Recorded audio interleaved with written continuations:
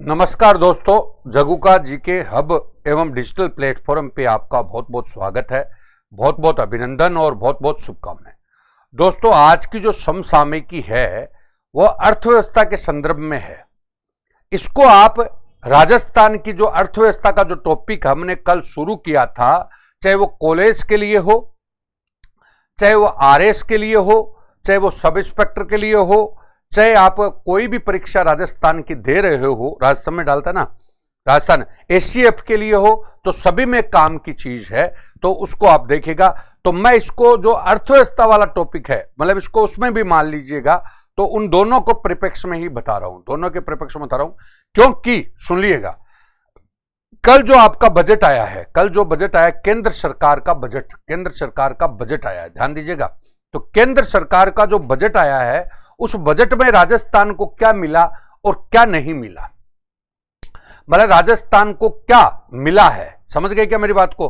उसके बारे में बात करना चाह रहा हूं। तो यह अर्थव्यवस्था के परिप्रेक्ष्य में है, क्योंकि आज का जो न्यूज़पेपर आपने देखा, तो आज के न्यूज़पेपर में सिवाय बजट के कुछ भी नहीं था, कोई घटना नहीं थी।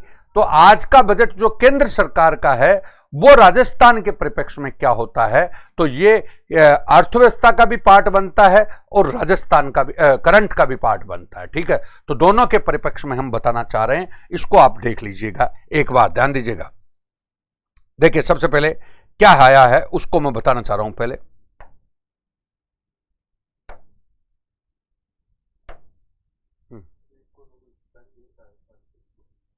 ये देखिए, अब मैंने इसको लिखा है 2 फरवरी का है। देखिए, केंद्रीय बजट और राजस्थान, केंद्रीय बजट और राजस्थान, केंद्रीय बजट और राजस्थान, समझ गए? 2 फरवरी की बात आ गई। आज इसको करंट से भी जोड़ सकते हैं, और कल हमने इकोनॉमिक्स को शुरू किया था, तो उसके में भी इसको डाल सकते हैं। दोनों चीजों में काम आएगा, तो अलग से कुछ करने की जरूरत नहीं है। केंद्र सरकार ने, अब देखिए, राजस्थान सरकार को इस बजट में, केंद्र राजस्थान सरकार को, सुन लो मेरी बात, राजस्थान सरकार को इस बजट में डायरेक्ट कुछ भी नहीं मिला है। यानी राजस्थान के नाम से राजस्थान को कुछ भी नहीं मिला है। मैंने क्या बोला? राजस्थान को कुछ भी नहीं मिला है, राजस्थान को कुछ भी नहीं मिला है डायरेक्ट। लेकिन इनडायरेक्ट जो चीजें आई हैं वो मैं छांट के लाया हूं, तो वो देखिएगा। केंद्र सरकार ने सभी राज्यों के उधार लेने की सीमा बढ़ा दी कि सभी राज्य उधार पैसा मार्केट से उठा सकते हैं। उधार पैसा अब सभी राज्य उठा सकते हैं, तो राजस्थान भी उठा सकता है। अब राज्य अपनी जीडीपी, आपको जीडीपी दे रखा है, ध्यान दीजिएगा, जीडीपी दे रखा है ना इकोनॉमिक्स में, कल मैंने डिस्कस किया था। जीडीपी का मतलब हमारा कितना domestic production, state domestic production, state domestic production, मतलब कितना उत्पादन हमारे यहां पे हो रहा है। यानी जितना उत्पादन हो रहा है उसका 4% तक आप उधार ले सकते हो। मतलब जो राज्य की जो जीडीपी होती है उसका 4% तक आप मार्केट से उधार ले सकते हो, मार्केट से उधार ले सकते हो। राज्य की जीडीपी का कितना परसेंट? 4%। जीडीपी को ही यहां पे एसजीडीपी बोल सकते हैं, एसडीपी भी बोल सकते हैं, स्टेट डोमेस्टिक प्रोडक्ट, जो आगे आपको बताऊंगा अगली क्लास में, जो इकोनॉमिक्स की क्लास में। 0.5% के अतिरिक्त उधार पूंजीगत निर्माण के लिए भी ले सकते हो। मतलब जो हमारे दो खर्चे होते हैं, एक आपका राजस्व व्यय, एक पूंजीगत व्यय। पूंजीगत व्यय का मतलब है स्थायी व्यय। स्थायी व्यय का तात्पर्य है कि जो हमें आज नहीं तो कल रिटर्न देगा। कल क्या देगा? रिटर्न देगा। उसको क्या बोलते हैं? पूंजीगत बोलते हैं। क्या बोलते हैं? पूंजीगत। जो हमारा कैपिटल निर्माण करता है, क्या करता है? कैपिटल निर्माण करता है। उदाहरण बोल रहा हूं, जैसे आपको, हम जैसे खर्चा कर रहे हैं, ध्यान से सुनना, खर्चा कर रहे हैं बजट में, खर्चा बजट में क्या अपन जनरल वे में खर्चा कर रहे हैं, जनरल वे में खर्चा कर रहे हैं। तो मैं एक छोटी सी बात बताऊं, आप मकान किराए पे रहते हो, आप रोजाना खाना खर्चा करते हो, आप मोबाइल पे खर्चा करते हो, ये सब जो है वो आपका कौन सा राजस्व व्यय है, उससे कैपिटल का निर्माण नहीं हो रहा। लेकिन आप जो फीस पर खर्चा करते हो वो पूंजीगत निर्माण होगा, क्योंकि फीस पर खर्चा करते हो तो आज जो इन्वेस्टमेंट आप कर रहे हो वो कल आपको रिटर्न देगा। उसी प्रकार से पूंजीगत निर्माण है। तो 0.5% के अतिरिक्त उधार आप पूंजीगत निर्माण कार्यों के लिए भी खर्च की जा सकेगी। 0.5% की अतिरिक्त उधार लेते हो वो किस पर खर्च करनी पड़ेगी? पूंजीगत निर्माण कार्यों पर। तो ये क्या कहा है केंद्र सरकार को ने सभी राज्यों को उधार लेने की सीमा बढ़ा दी। अब कितना उधार लिया जा सकेगा? तो जीडीपी का 4% तक उधार ले सकेंगे और ये 0.5% के अतिरिक्त उधार पूंजीगत निर्माण कार्यों के लिए खर्च की जा सकेगी। बोलो क्लियर है क्या? इससे अगले वित्त वर्ष में, अगला वित्त वर्ष कौन सा हो गया? 2021-22 अगले वित्त वर्ष में राजस्थान बाजार से करीब 70,000 करोड़ रुपया उधार ले सकेगा। कितना रुपया? बोलो 70,000 करोड़ रुपया उधार ले सकेगा। तो ये मैं वापस बोल रहा हूं, ध्यान दीजिएगा।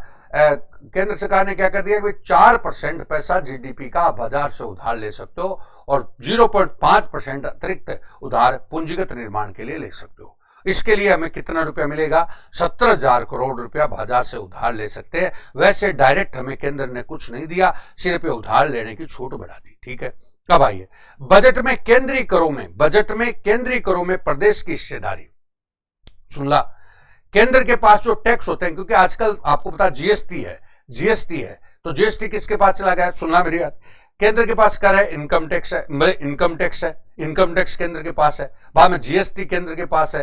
तो बड़े टैक्स किसके पास है? केंद्र के पास। तो सेंट्रल गवर्नमेंट के पास जो बड़े टैक्स है उन करों में से प्रदेश की हिस्सेदारी 5.97 थी। 5.97, उससे बढ़ाकर 6.3 किया गया। मतलब ऊंट के मुंह में जीरा कर दिया, 5.97 0.6 बढ़ा दिया, 0.6 क्या कर दिया? बढ़ा दिया। लेकिन ध्यान दीजिएगा, इस 2021-22 के बजट के अनुमान के अनुसार लगभग 40,000 करोड़ मिलेंगे, 40,000 करोड़ मिलेंगे। लेकिन ध्यान दे, मिलने एक्चुअली क्या चाहिए था? 46,000 करोड़ मिलने चाहिए थे। 46 इन्होंने तरीके से काट दिया। 46,000 करोड़ मिलने चाहिए थे। क्यों? क्योंकि ये कह रहे हैं कि भाई हमारे को इतने परसेंट हिस्सेदारी, 5.97% में भी कितना मिलना चाहिए था? 46,000 करोड़ रुपए मिलना चाहिए था।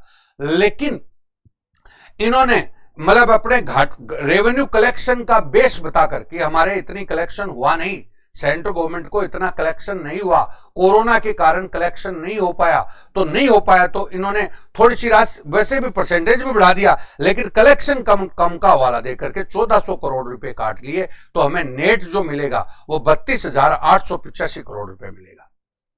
मिलने कितने चाहिए थे? बोलो 46,000 करोड़, और माइनस कितने होंगे? 1400 करोड़, और उधर ऊपर से 46,000 करोड़ और माइनस कितने हो गए? 14,000 करोड़, और वो हिस्सेदारी वैसे बढ़ा दी कितनी? 6.3। तो उधर बढ़ा भी दी, लेकिन हवाला किस चीज का दे दिया? कि हमें टैक्स से इतना कलेक्शन नहीं हुआ है।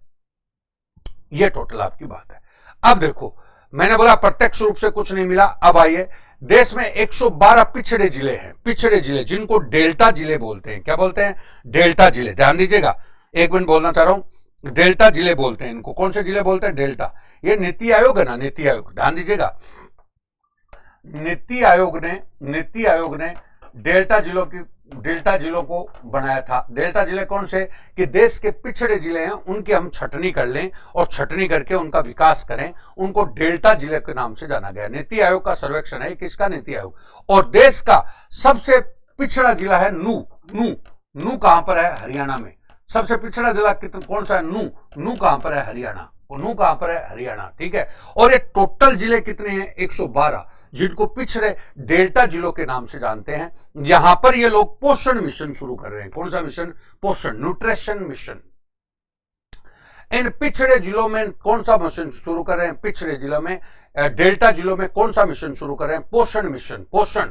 अब इसमें हमारे राज्य के डेल्टा जिले आते हैं: धौलपुर, बारां, करौली, सिरोही और जैसलमेर। पूछ सकता है, सेकंड ग्रेड में पूछा था। बोलो, यानी पिछड़े जिलों में राज्य के कौन से जिले आते हैं? यहां पे कौन सा मिशन शुरू होगा? पोषण मिशन। तो मैं वापस बोल रहा हूं, डेल्टा जिलों में कौन कौन से जिले आगे देखे, अब आप याद भी कर सकते हो। धौलपुर और करौली डांग एरिया है। डांग एरिया के कारण वहां पर जो इंडस्ट्रियलिस्ट वगैरह हैं उन्होंने इन्वेस्टमेंट वगैरह नहीं किया, इसलिए वो जिले क्या रह गए? पिछड़े रह गए।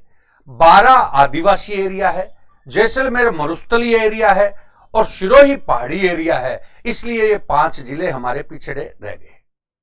बोलो, अब आपको क्वेश्चन ये भी बनता है कि देश के टोटल 112 जिले हैं जिनको डेल्टा जिले बोलते हैं या पिछड़े जिले बोलते हैं, और इनमें से राजस्थान के कितने जिले हैं? तो 5 जिले हैं। 5 जिलों को मैंने सीधे सीधे बता दिया।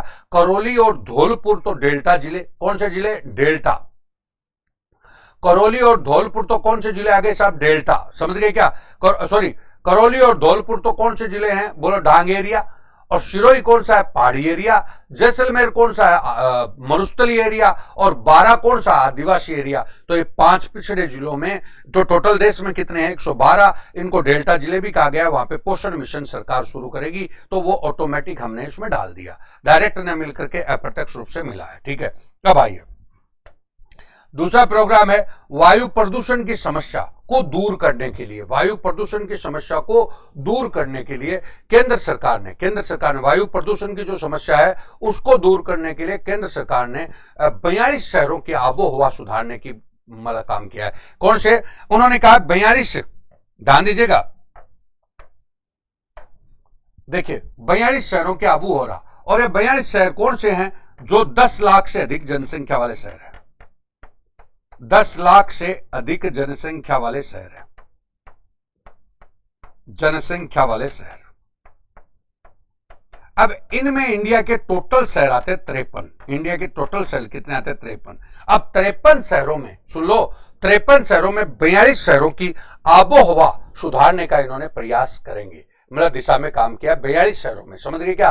तो ये कह रहा है वायु प्रदूषण की समस्या जो है उसको दूर करने के लिए केंद्र सरकार ने 42 शहरों की आबोहवा सुधारने की दिशा में काम करेंगे। ठीक है, तो ये कौन से शहर है 42? अब मैं वापस बोल रहा हूं, 10 लाख से अधिक जनसंख्या वाले शहर इंडिया में कितने हैं? 3। और राजस्थान में हमारे शहर कितने हैं? जयपुर, जोधपुर और कोटा।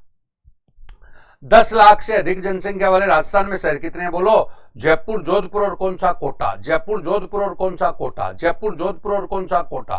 तो इन 42 शहरों में हमारे ये भी आ सकते हैं, तो जयपुर, जोधपुर और कोटा की स्थिति भी सुधर सकती है। जयपुर, जोधपुर और कोटा की स्थिति भी सुधर सकती है। डायरेक्ट कुछ भी नहीं मिला है, हम इसमें कयास लगा रहे हैं कि टोटल 10 लाख से अधिक जनसंख्या वाले शहर कितने? 53। 53 में से 42 शहरों में वायु प्रदूषण को दूर करने की समस्या की जाए, मतलब दूर किया जाएगा। तो हमारे 10 लाख से अधिक जनसंख्या वाले शहर राजस्थान में कितने हैं? जयपुर, जोधपुर और कोटा। ठीक है, ये टोटल आपकी बात है। अब दोस्तों एक बात आता हूं, आप राजस्थान की जनसंख्या पढ़ते हो तो जनसंख्या सबसे ज्यादा कहां पर है? जयपुर, जोधपुर और अलवर। वो अलवर पूरा जिला हो गया, ये शहर के परिप्रेक्ष्य में कौन सा आ गया? कोटा हो गया। तो ये दूसरी बात है। तीसरी बात आप और आते हो, 2 ग्रीनफील्ड एक्सप्रेसवे बने। ग्रीनफील्ड एक्सप्रेसवे कौन से? ग्रीनफील्ड मतलब ये भी पोल्यूशन मुक्त एक्सप्रेसवे बने हैं। वे को 2 ग्रीनफील्ड एक्सप्रेसवे को भारतमाला परियोजना, देश में भारतमाला परियोजना है, सड़कों का जाल के लिए होती है भारतमाला परियोजना, तो भारतमाला परियोजना में शुरू किया गया। ये कहां से चलेगा? अमृतसर से जामनगर जाएगा। अमृतसर से कहा जाएगा? जामनगर। अपने वाला नहीं है, लेकिन अपने वाला तो ऑटोमेटिक बीच में आ गया। तो 2 ग्रीनफील्ड कौन कौन से? एक तो अमृतसर से, अमृतसर अपने पंजाब से शुरू हो गया। कौन से? पंजाब। पंजाब, सुनो मेरी बात। और पंजाब से कहां पर जाएगा? जामनगर, गुजरात। जामनगर, गुजरात, ध्यान दीजिएगा, जामनगर, गुजरात जाएगा। अब जामनगर, गुजरात जाएगा तो ये एरिया आप देखते हो तो आपका NH15 नहीं है क्या? NH15 बोलो, NH15 नहीं है क्या बने आप? तो सबसे बड़ा हाईवे कौन सा? NH15 है। NH15, सुनना मेरी बात। अब NH15 बीच में आ गया तो वो एक्चुअली कहां पर है? पठानकोट से। पठानकोट कहां पर है? पंजाब। पठानकोट कहां पर है? पंजाब। और पठानकोट से आपका कहां तक है? कांडला तक। कहां तक है? कांडला। कांडला कहां पर है? गुजरात। तो देखो दोस्तों, ऐसे डायरेक्ट ना होकर के इनडायरेक्ट हमें फायदा मिल रहा है। तो ये कह रहा है ये 637 किलोमीटर राजस्थान की सीमा में गुजरता है। तो मैं फिर बोल रहा हूं, अब बोलो राजस्थान का सबसे बड़ा हाईवे कौन सा है? NH15। हाथ कर लो, राजस्थान का सबसे बड़ा नेशनल हाईवे कौन सा है? NH15 पश्चिमी राजस्थान में। देखिएगा हमारे सर पे कौन है? मतलब पंजाब है। तो ये पठानकोट पंजाब से शुरू होता है। पठानकोट पंजाब से शुरू होता है, और पठानकोट पंजाब से शुरू होता है। पंजाब, बीकानेर, जोधपुर, आपका जैसलमेर होते हुए, सुन लो, जैसलमेर होते हुए, देखिए ध्यान दीजिएगा, जैसलमेर होते हुए कहां पर जाता है? तो ये गुजरात चला जाता है, कांडला, गुजरात। तो ये जो 2 ग्रीनफील्ड हाईवे कौन सा? अमृतसर से जामनगर। तो अमृतसर भी कहां पर है? पंजाब। और जामनगर कहां पर है? गुजरात। तो ये इधर से होके जाएगा। तो इसमें राजस्थान की कितनी सीमा आ रही है? 637 किलोमीटर, यानी हमारा 15 नंबर इससे प्रभावित होगा। 15 नंबर क्या होगा? प्रभावित होगा। तो मैं वापस बोल रहा हूं, क्वेश्चन क्या बना? बोलो, देश का सबसे, राजस्थान का सबसे लंबा हाईवे कौन सा है? तो NH15। NH15 या देश राजस्थान का सबसे बड़ा हाईवे कौन सा है? तो NH15। बोलो क्लियर है क्या? NH15। ये कहां से शुरू होता है? पठानकोट, पंजाब से। पठानकोट है पंजाब। आपको पता है ये सर पे अपना पंजाब है। पंजाब के बाद ये बीकानेर आ गया, बीकानेर के बाद जोधपुर आ गया, जोधपुर के बाद ये जैसलमेर आ गया, जैसलमेर के बाद ये जालोर होते हुए कहां पर आ गया? गुजरात आ गया। कौन सा आ गया? गुजरात। तो ये यहां तक आपका गुजरात तक जाता है। तो ये हाईवे, और आपको पता है ये बड़ा क्यों है? आप समझ गए होंगे। पश्चिमी राजस्थान में जैसलमेर, बाड़मेर, ये सब जिले क्या है? बड़े हैं। ये बड़े हैं। बीकानेर, ये सब जिले बड़े हैं। तो यहां से गुजरता है। तो राजस्थान का सबसे, तो ये ऑटोमेटिक इससे जुड़ गया, अमृतसर और जामनगर। बोलो क्लियर है क्या? अगली बात, दिल्ली से मुंबई एक्सप्रेसवे, ये 374 किलोमीटर राजस्थान की सीमा में गुजरेगा। 374 किलोमीटर। तो ये आपको पता है तो कौन सा हाईवे है? तो ये भी आपको दोस्तों बता देता हूं, ये कौन सा हाईवे है। ये आप पुराने समय में पढ़ते हो तो NH8 है। NH8 national highway number 8। ये कहां पर है? बोलो। Delhi, Mumbai to Delhi, Mumbai to Delhi. ठीक है। मुंबई कौन सी राजधानी है? आर्थिक। और ये कौन सी राजधानी है? राजनीतिक। अब इसके बीच में कौन कौन से आते हैं आप देख लीजिएगा। ये एक्चुअली मुंबई के बीच में इधर गुजरात आ गया, इधर आपका हरियाणा आ गया, हरियाणा गुजरात आ गया। गुजरात के बाद आपका कौन सा आ गया? देखिएगा, गुजरात, इधर आपका राजस्थान आ गया, और इधर आपका हरियाणा आ गया। अब ये आपको याद हो तो ये अरावली वाला बेल्ट हो गया। अरावली, सुनना मेरी बात। ये राजस्थान का सबसे व्यस्त, राजस्थान का नहीं, इंडिया का सबसे व्यस्तम हाईवे है। सबसे व्यस्तम हाईवे। क्योंकि ध्यान दीजिएगा, ये सबसे व्यस्तम हाईवे क्यों है? तो सबसे व्यस्तम हाईवे NH8। कौन सा? NH8 क्यों है बोलो? तो इसलिए है कि हमारी आर्थिक राजधानी कौन सी है? मुंबई। और राजनीतिक राजधानी कौन सी है? दिल्ली। तो ये दिल्ली और मुंबई को जोड़ता है। दिल्ली और मुंबई को जोड़ता है। मुंबई से आप चलोगे तो गुजरात आएगा, गुजरात से तो चलोगे तो कौन सा आएगा? राजस्थान आएगा, राजस्थान से चलोगे तो बाद में हरियाणा आएगा, हरियाणा से आओ चलोगे तो कौन सा? दिल्ली आएगा। कौन सा? दिल्ली। तो ये इन सब राज्यों को करता है टच। तो इसमें राजस्थान का कितना किलोमीटर जुड़ रहा है? इसमें 374 किलोमीटर। तो ये दिल्ली मुंबई, तो ये अप्रत्यक्ष रूप से राजस्थान का 374 किलोमीटर इसमें आ गया। बोलो क्लियर है? अब मैं आपको सीधा सा बता दूं, हमारी जो अरावली है ना, अरावली, अगर आपने ज्योग्राफी पढ़ी तो अरावली जो पढ़ते हो तो अरावली में देखो सबसे पहले कौन आता है? हमारा गुजरात में टच करते हैं। तो अरावली में देखो सिरोही। कौन सा? सिरोही। सिरोही के बाद आप बोलते हो तो कौन सा? उदयपुर। उदयपुर के बाद आप बोलते हो तो कौन सा? उदयपुर, राजसमंद वगैरह, अजमेर हो गया। अजमेर के बाद आप बोलते हो तो जयपुर हो गया। जयपुर के बाद अपन कहां जाते हैं? अलवर हो गया। कौन सा? अलवर। अलवर के बाद हरियाणा हो गया। तो ये बेल्ट जो है अरावली का जो बेल्ट है, इस अरावली वाले बेल्ट के नीचे नीचे आपका कौन सा जा रहा है? बोलो। ये कौन सा जा रहा है? NH8 जा रहा है। अब NH8 में कौन कौन सा हो गया? सिरोही हो गया, इधर आपका कौन सा? उदयपुर जिला हो गया, अजमेर हो गया, इधर आपका कौन सा? जयपुर हो गया, और इधर कौन सा हो गया? अलवर हो गया। तो इस क्षेत्र में ये कितना बोलो? 374 किलोमीटर राजस्थान की सीमा इसमें आएगी। और NH8 देश का सबसे व्यस्तम हाईवे है। देश का सबसे व्यस्तम हाईवे है, ग्रीनफील्ड हाईवे है। और आपका कौन सा? ग्रीनफील्ड हाईवे है। और एक और बात अपन बोलते हैं कि सबसे धनी हाईवे है, धनी मतलब सबसे ज्यादा व्यापार भी इसी हाईवे पर होता है। यह मुंबई से कहां तक है? दिल्ली तक है। आर्थिक और राजनीतिक राजधानी, आर्थिक कौन से? मुंबई, राजनीतिक कौन से? दिल्ली। और अब मुंबई के बाद ये गुजरात में आता है, गुजरात के बाद राजस्थान में प्रवेश करता है। पूरे राजस्थान में ये 374 किलोमीटर आता है, और बाद में हरियाणा आता है, हरियाणा के बाद राजस्थान। इन दो हाईवे को हमारे को डायरेक्ट कुछ नहीं मिला, इन हाईवेज में ऑटोमेटिक हम आ गए। तो दो ग्रीनफील्ड एक्सप्रेसवे हैं। कौन से? ये दोनों कौन से एक्सप्रेसवे हैं? Greenfield expressway. ये जो भारतमाला में क्या कर दिए? समायोजित कर दिए। और इसलिए इससे हमारा हाईवे कौन सा प्रभावित हुआ? NH15। तो NH15 हमारा कौन सा हाईवे है? तो राजस्थान का सबसे लंबा हाईवे कौन सा है? लंबा हाईवे कौन सा? NH15, जो पठानकोट से कहां तक चलता? कांडला। पठानकोट से कौन सा चलता है? कांडला। उसमें हमारा राजस्थान का गंगानगर है, बीकानेर है, जोधपुर है, जैसलमेर है, आपका जैसलमेर है, बाड़मेर, ये एरिया आपके आते हैं। तो वो आते हुए गुजरात जाता है। वो तो पश्चिमी राजस्थान के लगभग सारे जिले आते हैं। और NH8 में आपका सिरोही है, उदयपुर है, आपका अजमेर है, अलवर है, जयपुर है, वो जिले आते हैं। तो ये NH8 और NH15 दोनों हाईवेज को आप पढ़ सकते हो। तो दोस्तों अप्रत्यक्ष रूप से हमने चीजों को जोड़ा, इसको क्वेश्चन को जोड़ा। तो इस क्वेश्चन को हमने कैसे जोड़ा, हमें 10 लाख से अधिक जनसंख्या वाले जो शहर हैं वो देश में कितने हैं, 53 है। देश में कितने हैं, 53 शहर हैं। और यहां पर अपने राजस्थान में कितने हैं, जयपुर, जोधपुर और कौन सा है, कोटा। तो जयपुर, जोधपुर, कोटा को हमारे कुछ न कुछ मिलेगा, क्योंकि टोटल इनमें वायु प्रदूषण को लेकर योजना चली है। तो कौन सा हो गया, ये हो गया।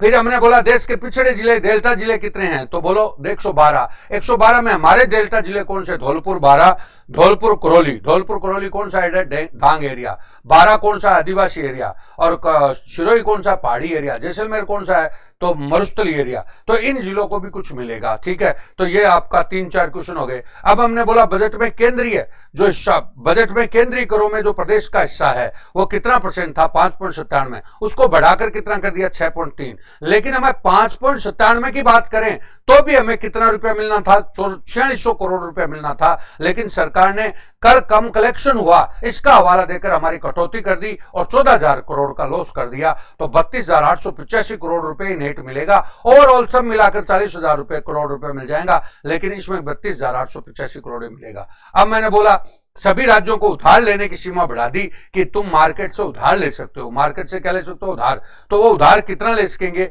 तो जीडीपी का 4% उधार ले सकेंगे। जीडीपी का कितना % ले सकेंगे, 4। इसके अलावा आप आपकी कैपिटल बिल्डिंग के लिए 0.5% अतिरिक्त उधार भी ले सकते हो। लेकिन वो पैसा आपको कहां पर लगाना पड़ेगा, बोलो कैपिटल बिल्डिंग में लगाना पड़ेगा। और मैंने बोला इसके हिसाब से आपको 70,000 करोड़ रुपया उधार मिल सकेगा। अब हमने इसमें से क्या क्या मांगा था, तो हमने जो चीज मांगी वो एक भी केंद्र सरकार ने नहीं दी है। यहां पर केंद्र सरकार का जो बजट है, ध्यान दीजिएगा, वो आपका चुनावी राज्यों का बजट है। चुनावी राज्यों का बजट है, जहां पे तमिलनाडु है, असम है, पश्चिम बंगाल है, वहां पर चुनाव होने वाले हैं, उन्हीं को थाली परोसी है, हमारे को कुछ भी नहीं दिया। ये तो अप्रत्यक्ष रूप से हम कयास लगा रहे हैं। अब सुनिएगा, एक चीज आपकी और आती है, ये तो टोटल आपके इकोनॉमिक्स के परिप्रेक्ष्य में हो गया। अब मैं बोलना चाह रहा हूं कि भी ये अब बजट के परिप्रेक्ष्य में आपकी चीज आ गई कि हमें क्या मिला, क्या संभावना है, और इसके माध्यम से हमने सारी चीजों को आपको बता दिया, सारी चीजों को। तो आज का जो टॉपिक था वो केंद्रीय बजट और राजस्थान, इसको आप करंट में भी शामिल कर सकते हो, और हमारी अर्थव्यवस्था वाला टॉपिक है जो कल हमने शुरू किया उसमें भी हम डाल देंगे। तो दोनों जगह ही आपके काम आएगा। ये पूरी की पूरी आपकी चीज आ जाती है, समझ गए क्या। तो ये केंद्रीय बजट और राजस्थान। अच्छा सुनो, हमने क्या क्या मांगा था वो सुन लीजिए। अशोक गहलोत ने कहा कि एक तो हमें मेट्रो है ना, मेट्रो के द्वितीय चरण जो हम चलाएंगे अंबाबाड़ी से आपका सीतापुरा तक, उसकी अनुमति दो। अंबाबाड़ी से सीतापुरा तक की अनुमति दो, हमें अंबाबाड़ी से सीतापुरा तक की अनुमति दो, एक तो द्वितीय चरण। एक उन्होंने कहा कि हमें डेमो मतलब memo coach factory, memo coach factory है ना, आजकल जो मेमो ट्रेन होती है, तो मेमो कोच फैक्ट्री के खोलने की, क्योंकि जो पिछली गवर्नमेंट थी उसने घोषणा की थी, तो भीलवाड़ा में मेमो कोच फैक्ट्री खोलने की अनुमति दे, उसको बंद न करे। तीसरी बात उन्होंने कहा डूंगरपुर बांसवाड़ा में रेल लाइन नहीं है, तो डूंगरपुर बांसवाड़ा रतलाम वाली रेल लाइन हमारी पास की हुई है, उस रेल लाइन को वापस शुरू किया जाए। चौथी बात उन्होंने कहा आपने 15 मेडिकल कॉलेज खोल दिए, उसमें आपकी हिस्सेदारी है ना वो बढ़ाओ, जिससे हमारे ऊपर इकोनॉमी रूप से इतना भार न पड़े। पांचवी बात उन्होंने कही जो जल मिशन नहीं है, क्या जल मिशन कि हर घर में जल होगा, हर घर में नल होगा, उसमें आपकी जो हिस्सेदारी है वो लगभग 50% है, उसको बढ़ा करके आपको 90% करनी चाहिए, जिससे हमारे ऊपर किसी प्रकार का भार नहीं पड़े। लेकिन सरकार ने हमारी एक भी बात नहीं मानी है। ये जो सारी बात हमने की है वो सारी की सारी बातें अप्रत्यक्ष रूप से हमें मिलने की संभावना है। तो ये केंद्रीय बजट और राजस्थान का टॉपिक है। अब आपको बजट क्या होता है और बजट क्या होता है, क्या नई चीज होती है, तो अभी नया बजट आएगा, तो अभी आने वाला राजस्थान का आएगा, तब आपको पूरा बताएंगे। तो इस टॉपिक को आज मैं करंट में भी शामिल कर रहा हूं और अर्थव्यवस्था में भी शामिल कर रहा हूं, और फिर कल अर्थव्यवस्था का हम पहला टॉपिक शुरू करेंगे। नमस्कार दोस्तों, बहुत बहुत शुभकामनाएं, आपको बहुत बहुत अभिनंदन। मैं कह रहा हूं जो इनकी 2 हेडिंग बना दे।